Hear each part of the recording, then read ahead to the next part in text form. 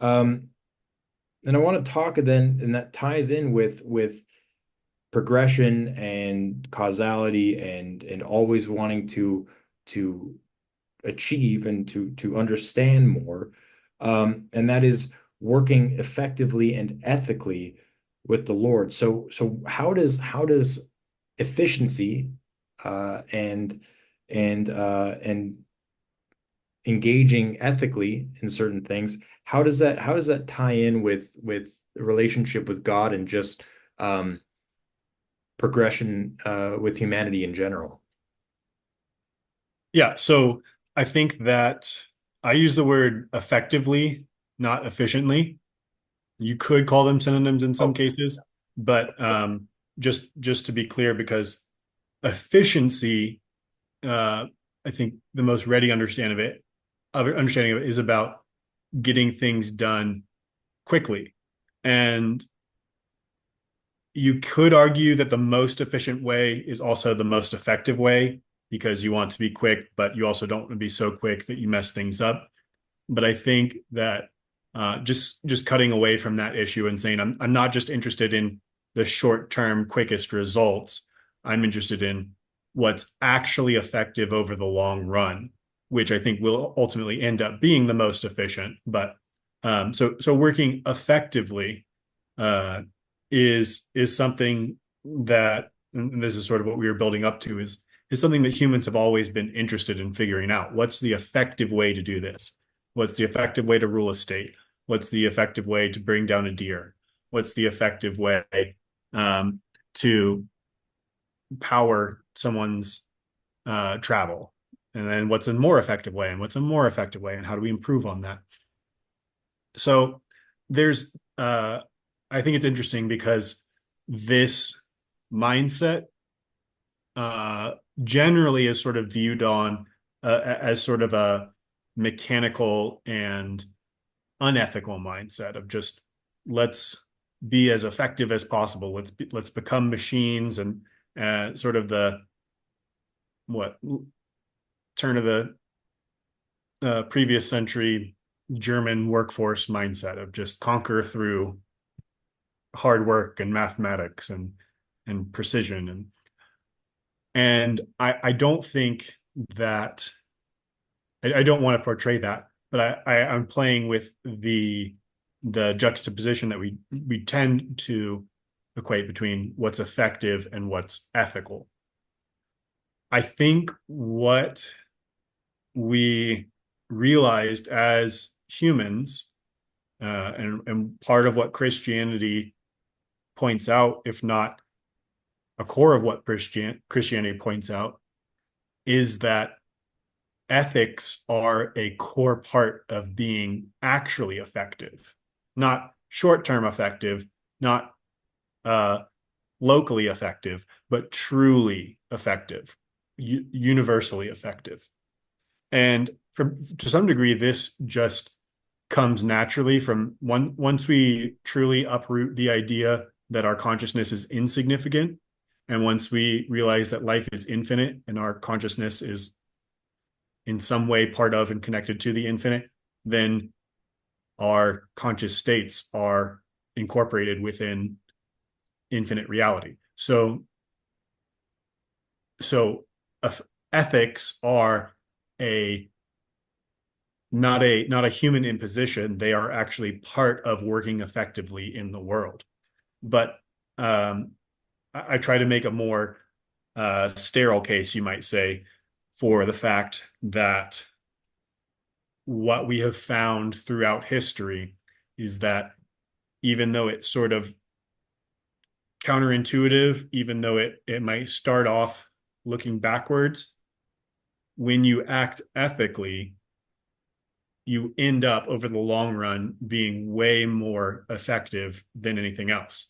And I think this plays out in game theory. Most people would be aware, just sort of the basic thing around which modern game theory is built is the tit for tat, where you are counting, you are noticing transgression and marking it. So you are trying to implement justice. You are not just letting people um, behave unethically with no punishment, but you are also being merciful, forgiving, and charitable, and you don't continually punish someone who starts doing better.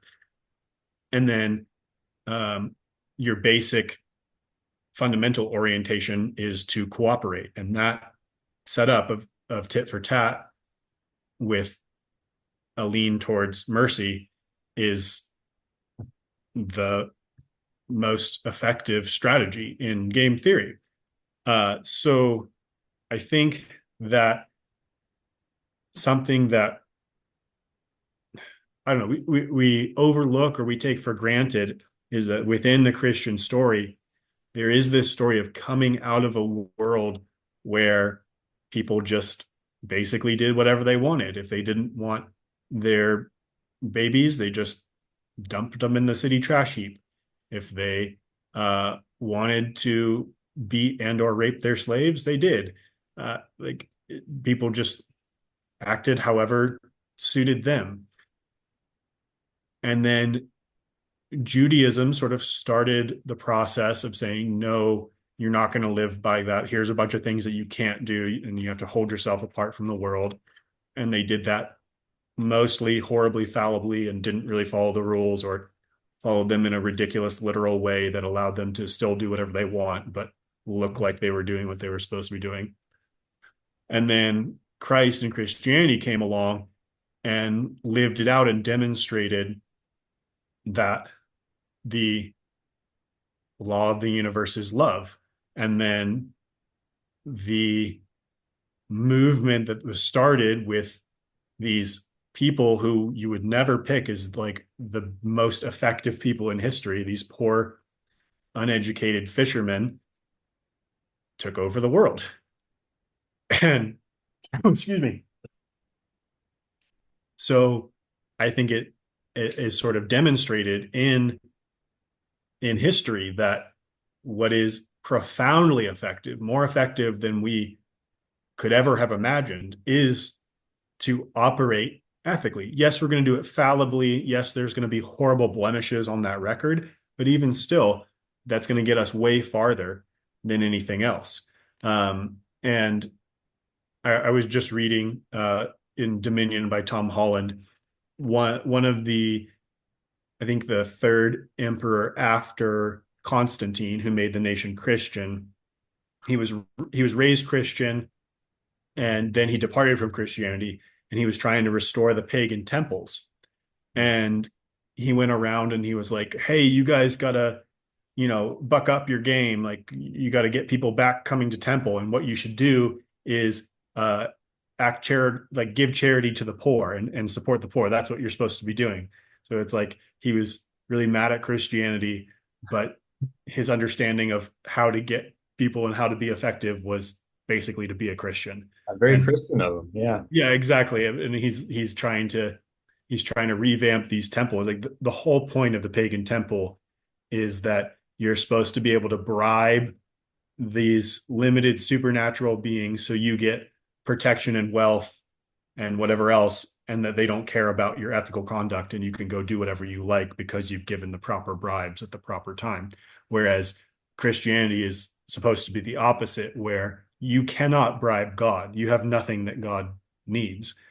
And you are invited to be a part of a heavenly kingdom if you but how would we say this?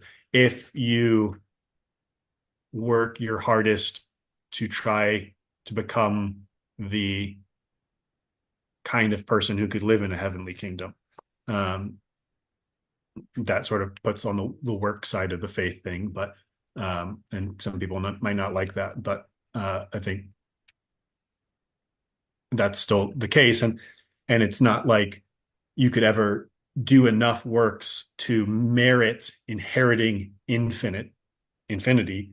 That's impossible to earn, so it's always a gift of grace, and your works aren't earning you heaven. It's your works are transforming you into the kind of being who can live in a heavenly kingdom.